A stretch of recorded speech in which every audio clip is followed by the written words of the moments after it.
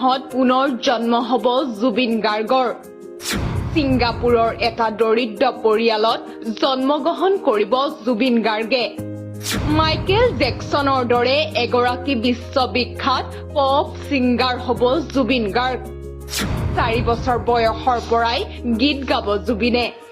14 বছৰ বয়সত অসমলৈ আহিব জুবিন গাৰ্গ। নিজৰ সৃষ্টিৰাজি শুনি নিজৰেই প্ৰেমত পৰিব জুবিন। মহানায়কৰ মহাপ্ৰস্থানৰ পাছতেই সামাজিক মাধ্যমত বিশেষভাৱে চৰ্চিত হৈ পৰিছে এটা বিশেষ ভিডিঅ', যিটো ভিডিঅ'ত প্ৰকাশ কৰা হৈছে জুবিন গাৰ্গৰ পুনৰ জন্মৰ কথা। নতুন ৰূপত নতুন ঠাইত জন্মগ্ৰহণ কৰিব মহাশিল্পী জুবিন গাৰ্গে। পিছে এইবাৰ অসমত নহয়, ছিংগাপুৰত জন্মগ্ৰহণ কৰিব জুবিন গাৰ্গে। ব্ৰহ্মকুমাৰী ৰুমা মেহেনে ধ্যানৰ সহায়ত লাভ কৰিছিল জুবিন গাৰ্গৰ পুনৰ জন্মৰ সন্দৰ্ভত এক বিশেষ তথ্য। সদ্য প্ৰয়াত জুবিনতকৈ পৃথক হ'ব নতুন জুবিন গাৰ্গ। বিশ্বব্যাপী জনপ্ৰিয় হ'ব নতুন জুবিন গাৰ্গ। সাগৰ মহাসাগৰ ভাল পাব জুবিন গাৰ্গে। কিন্তু সাগৰত নামিবলৈ ভয় কৰিব নতুন জুবিন। লগতে ব্ৰহ্মকুমাৰী ৰুমা মেহেনে উল্লেখ কৰে যে সদ্য প্ৰয়াত জুবিন গাৰ্গৰ দৰে দানী হ'ব নতুন জুবিন। 14 বছৰ বয়সত অসমলৈ আহিব নতুন জুবিন গাৰ্গ। শুনিব নিজৰে অমৰ সৃষ্টিৰাজি। খাদ্যৰ প্ৰতি অধিক আগ্ৰহী হ'ব নতুন জুবিন গাৰ্গ। নিৰামিষ ভোজী হ'ব নতুন জুবিন। মোৰ সেই ধ্যানৰ যোগেদি মোৰ নিৰাকাৰ পৰম পিতা পৰমাত্মা ঈশ্বৰ আল্লাহ গড ভগৱানে মই তেখেতক সোধোতে তেখেতে মোক যিখিনি টাচিং কৰালে, যিখিনি স্পৰ্শ কৰালে, মেছেজ সদায় স্পৰ্শৰ আকাৰত আহে, ইনটিউশ্যনত আহে, সেইখিনি মই আপোনালোকক শুনোৱাবলৈ প্ৰয়াস কৰিছো। জেনেৰেশ্যন বিটাৰ অন্যতম নায়ক হৈ পেলাই জন্ম ল'ব। তেখেত ইংৰাজী চহৰত জন্ম ল'ব। আৰু 100% চান্স আছে ছিংগাপুৰৰ কোনো দৰিদ্ৰ পৰিয়ালত জন্ম ল'ব। শৰীৰৰ ধৰ্ম হ'ব খ্ৰীষ্টিয়ান ফেমিলিত তেখেতৰ জন্ম হ'ব। জন্মৰ তাৰিখটো মোৰ মনলৈ আহিছিল বাবে লিখি ৰাখিছো। পুনৰবাৰ কওঁ, এয়া 100% সঠিক বেসঠিক মই নাজানো, কিন্তু মোৰ ইনটিউশ্যনত যিখিনি আহিছিল মই লিখি ৰাখিছিলো। 19 এপ্ৰিলৰ পৰা 19 মে'ৰ ভিতৰত 2026 চনত তেখেতৰ জন্ম হ'ব। এজন পৃথিৱী বিখ্যাত পপ ষ্টাৰ হ'ব। মাইকেল জেকছনৰ দৰে এজন অতি খ্যাত ইংৰাজী কলা সংস্কৃতি, ইংৰাজী সংগীতৰ এজন অতি খ্যাতিসম্পন্ন বিশ্ববিখ্যাত পপ ষ্টাৰ হৈ জন্ম হ'ব। তেওঁ জন্মৰ পৰা সংগীত বাদ্যযন্ত্ৰৰ প্ৰতি সাংঘাতিক আকৰ্ষণ থাকিব।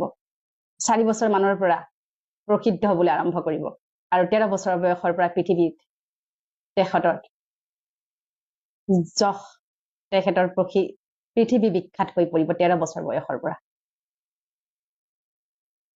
তেখেতৰ যিটো বেণ্ড হ'ব, সেই বেণ্ড ৱৰ্ল্ড মিউজিকেল বেণ্ড হিচাপে জনাজাত হ'ব।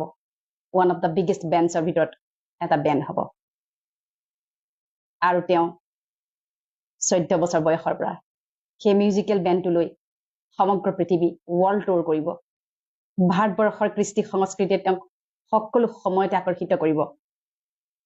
আৰু তেখেত অসমলৈ আহিব। অসমীয়া গীতৰ ৰিচাৰ্চৰ বাবে আহিব। আৰু যেতিয়াই আহিব, যেতিয়াই জুবিন প্ৰয়াত তেখেতৰ শৰীৰে গীত গাই হৈ গৈছিল, সেই গীতবোৰ শুনিলে তেওঁ ভাবুক হ'ব। আৰু তেওঁ নিজেও এজন জুবিন ফেন হৈ পৰিব। আৰু তেওঁ জেনেৰেশ্যন বিটাৰ এক অন্যতম আকৰ্ষণ, অদ্ভুত আকৰ্ষণ হ'ব। এজন ফিলান্থ্ৰপি হ'ব, দানী হ'ব, দাতা হ'ব, হিউমেটেৰিয়ান হ'ব, পৰম পুণ্য পবিত্ৰ আত্মা, মানৱ দৰদী আত্মা, যাৰ হৃদয় পৃথিৱীৰ দৰে বহল। প্ৰতিজন আত্মাৰ প্ৰতি তেওঁ সদাশীল হ'ব, বিনয়ী হ'ব। সেই নিৰ্মাণকাৰী শিশু সুলভতা থকা আত্মাই বিশ্বত এইবাৰ কেৱল আমাৰ ভাৰতবৰ্ষতে নহয়, বিশ্বত তেওঁ এবাৰ জিলিকি উঠিব। আৰু সেই আত্মাৰ জন্ম হ'ব 9 মাহৰ পিছতে। যেতিয়া কন্যা আত্মাৰ মৃত্যু বা জন্ম হয়, পুষ্পবৃষ্টি হয়, শিলাবৃষ্টিও হয় বিশ্বত এইবাৰ কেৱল আমাৰ ভাৰতবৰ্ষতে নহয় বিশ্বত তেওঁ এবাৰ জিলিকি উঠিব আৰু সেই আত্মাৰ জন্ম হব 9 মাহৰ পিছতে যেতিয়া পুণ্য আত্মাৰ মৃত্যুৰ বা জন্ম হয় পুষ্পবৃষ্টি হয় শিলাবৃষ্টিও হয় তেখেতৰ যিদিনাখন জন্ম হব পুষ্পবৃষ্টি হব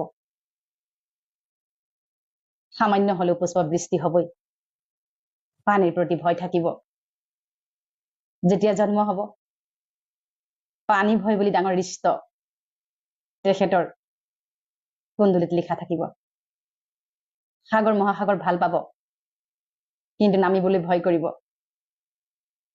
তেওঁ বেছি এয়াৰ ট্ৰেভেল কৰিব সামুদ্ৰিক ট্ৰেভেল কম কৰিব আৰু দেখা গৈছে ভেজিটেৰিয়ান হ'ব